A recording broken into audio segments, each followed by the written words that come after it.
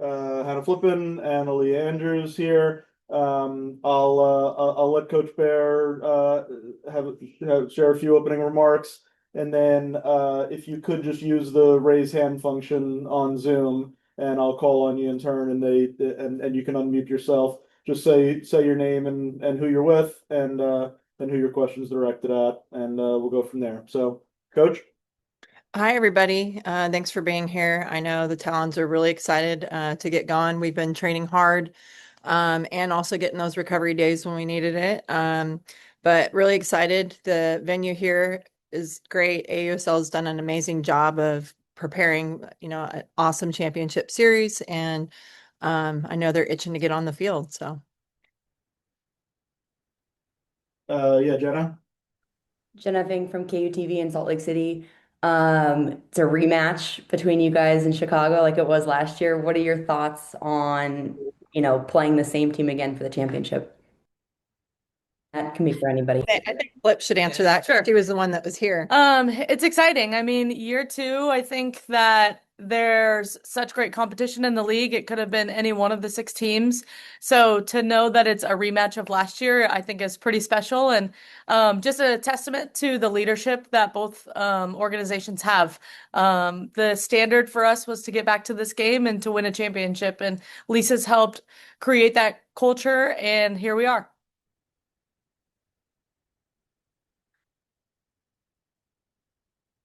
You have other questions? Yeah, Bryson. Bryson Turner, UCF Knights on SI. Coach, congratulations on making it to this championship and first year coaching the league. Just what does it mean to you to be able to do this on a professional level in your first season in this league? Yeah, I think in one of my first meetings, talking with the athletes, I asked them what their goal was, and they mentioned to get back, to the championship series and win another championship.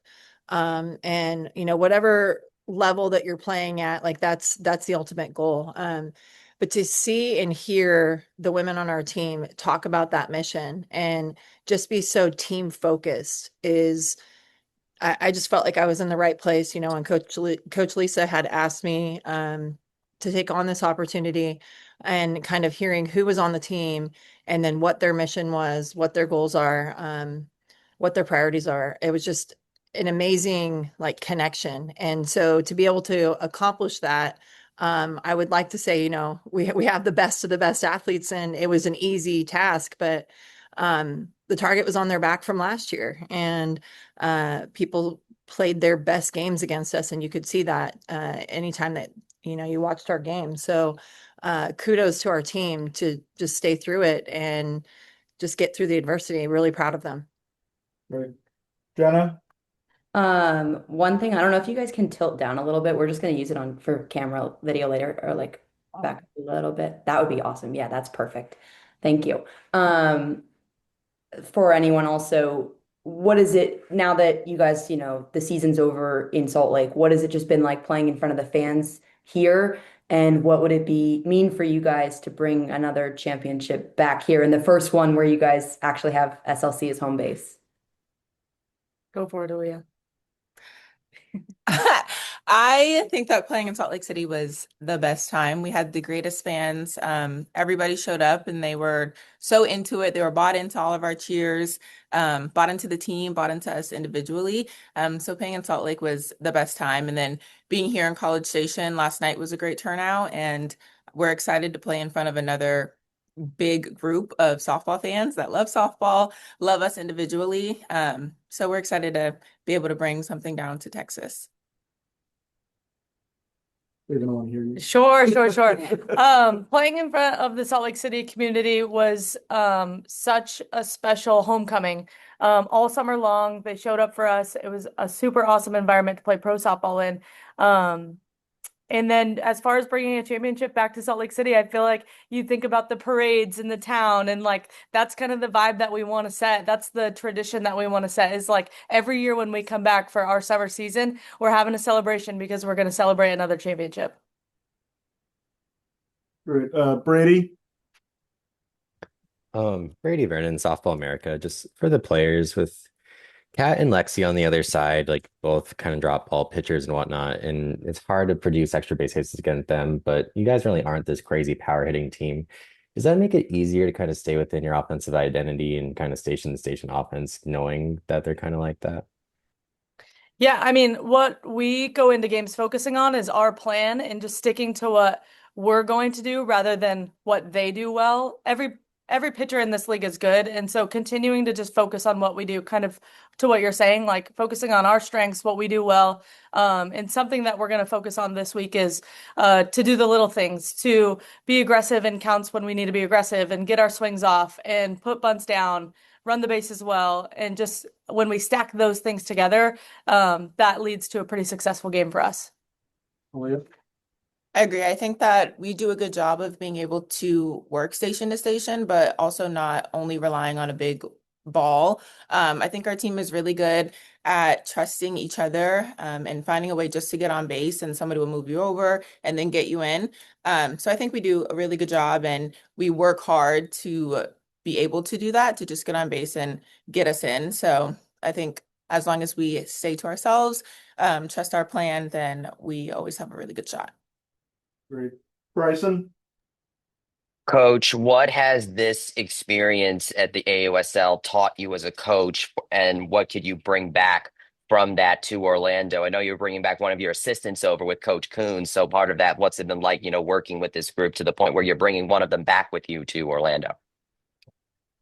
I think one of the biggest things, and I mean, I could say pinpoint more in the circle, but then I'm going to say it goes across the board.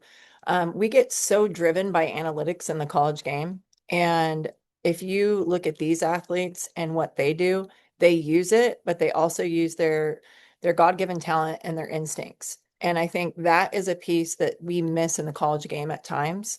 And so bringing that back, and I mean, just from seeing in the circle in our bullpens, with the pitchers, especially, you just see these top level pitchers that don't just rely on analytics. They also rely on who they are. They watch film themselves. They come up with game plans themselves. And so I think getting that back, because the game has definitely come to where a push of a button and you get the plan spit out to you and you can hand it to your athletes.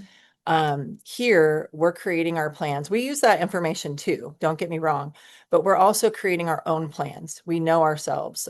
These guys train on their own in the off season, and so they know who they are. They know what they do.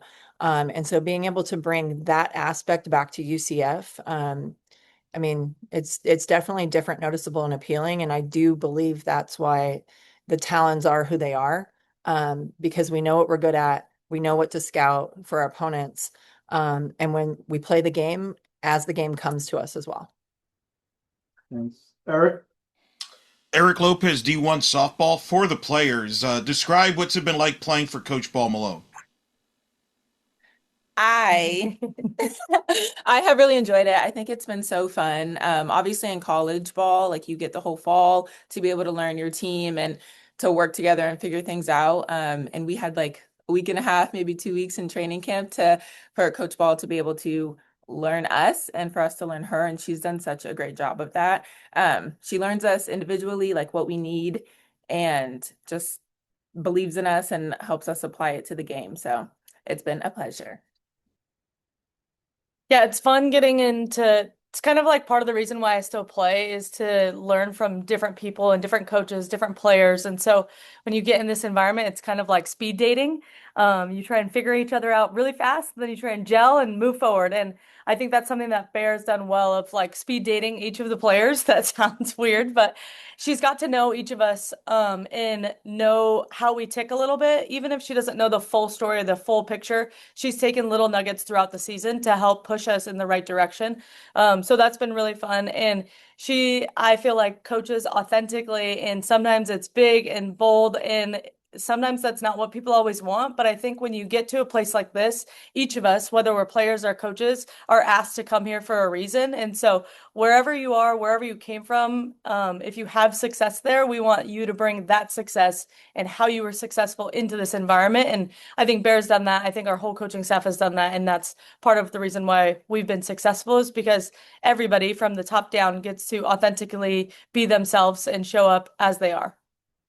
Great. Brady? For Bear, just kind of looking at the data for Montana last year compared to like this year, it seems like the pitch distribution is a bit different. And just with the new perspectives that you and kind of that staff brings in, is there anything you thought could work so well and that you're kind of seeing in her efficiency so far this year? Well, I'm going to have to really credit her training in the off season first and foremost. I mean, she paid a lot of attention to the strength training and all of that, to be able to stay in those games longer, and doing what she's doing. But I know with her commitment to leading the Talons to a championship and also USA softball, she's really worked on just broadening, like you said, the up down, off speeds, and we're challenging her. I mean, she has the ability to throw like 73 miles per hour, and when nobody's touching it, like, why go off speed? And we're challenging her to do it, and she's taking that challenge on. And so um I know that she wants to be the best for us and for our country too. So I mean, the hard work that she's putting in, it's paying off, and she's not done. Bryson? Coach, what has it been like working with Coach Joe Coons on this staff, what she's brought to this team, and why did you end up making the choice to bring her back with you to Orlando for this next college season? That's a good question. Um, so first, I think Flip Hannah said it the best. Like, I'm pretty bold. Like, I can get after it. And I think in the beginning I was tiptoeing a little bit because these are the best of the best athletes. You don't want to overcook the sauce too much, and trying to figure it out. And I think Flip and Aliyah, like, they both were like, just be yourself. And to be accepted as yourself is so awesome. Now, you do need somebody to counteract that boldness. And Joe is so good at that. She has worked with some incredible staffs within her career and then been a head coach herself. Um, and so during the transition of Shannon Sale moving on, um, I'm here not having a lot of time to be able to look at things and check things out, and just seeing how Joe and I flowed on the field and just in our dynamics. And so I asked her if she had any interest, and I mean, ideally it'd be nice to be able to have head coaches be back on staff, because the game is different now. I feel like we're very much CEOs versus, head coaches. We're managers. We're doing different things. And so my daily schedule is completely different than it was even 5 years ago. So to have people, associate head coaches like Noah Sanders and Stacy Pestrak, that has done such a good job in the places she's been at with Florida and Oklahoma State, and then be able to add a standing head coach on staff was really important. And all of the knowledge that she has here, she's just so well respected amongst these athletes. And that's a big part. If you know UCF softball, we're definitely player and coach driven, and our relationships are why we are able to succeed at a high level. Eric? Coach, how would you describe this summer? Sources tell me that you got some family members are making the drive as we speak to come support you there that you know very well. But how would you describe it from a family standpoint as well as a coaching standpoint? Obviously, you got college coach responsibilities as well as pro coaching responsibilities. Yeah, I'm just going to say what an amazing opportunity for the league to allow us college coaches to be able to come and be a part of this, and to help continue to build the league. And then I have to thank, obviously, UCF for allowing me to do it as well. It's not easy, but it's manageable. If you have a day off, you're traveling and recruiting somewhere, and then you're coming back. And our schedule has allowed for some of that, which has been nice. And then, I mean, I think our team understands too. I mean, these guys have been amazing. Coach Lisa's been amazing in accommodating that. And yes, my family is currently driving here from Florida. They're crazy. Not in Charlie Brown, so don't worry, there's no RV going to be showing up in College Station. But to be able to do it all, I know someone asked me, like, how can you do it? And I think, the best answer is not many people ask men that. And so it shouldn't be any different for us, right? So you have to have a good partner, you have to have good people. And when I had my family members around, these women accept my kids and my husband. I mean, it's just amazing to see how they interact with it. And they get to grow up around some of the best softball players out there. And now my boys play baseball and they're imitating, the little things that these guys do. And we're here. We're here. I mean, women's softball, professional softball is here. It's sticking. And when young boys are imitating the women in their little nuances, I think the best is still yet to come for us. It's so awesome. Bryson. Coach, recent reports have revealed that UCF has put in for TDT money for, among other things, a new softball facility. Just considering that you got a chance to experience what the professional league has been doing at that level, what does it mean to you to be able to see that sort of, I guess, progress get made, or at least that effort be made to upgrade facilities in your backyard over in Orlando? I think it's awesome. It's definitely well needed. And now we just need to let Kim know so she can have another site for AUSL in the near future. I love that plan. Eric. For the three of you, you just played the Bandits. You two know each other. The teams know each other inside out. Is how much of this week is sort of prep? How much is just execution? Hannah, I'll start with you because you were part of this last year. And have you given any advice to the players that are going through this championship week for the first time? Yeah, it feels like we're now going to play just a 4-game series against them, 5-game series, however many we played in Portland. But it does feel like it's just execution time now. We have all of the answers to the test. We just have to go put it on paper and get the job done. Everything that we need is in our dugout. Everything that we need to be successful is in our dugout, whether that's pitching, hitting, softball IQ, defense. We have it all. And so we just have to go out there and do it. And I'm excited to watch us do it and be a part of it. I don't have much to add. That was perfect. I agree. It's honestly time, like gets time. Jordan Woolery says that. And so it's just time to go out and play and be ourselves. And as long as we're playing Talons softball, then we know we have the best chance. So it's just gets time. Brady. I guess anyone could actually answer this, kind of hopping off of Bryson's question and just, being around Davis Diamond. I think it's one of like the marquee places for softball facilities and whatnot. But how can something like this and the showcase at this kind of field help kind of push that growth and investment that, we can have these type of stadiums everywhere across the country?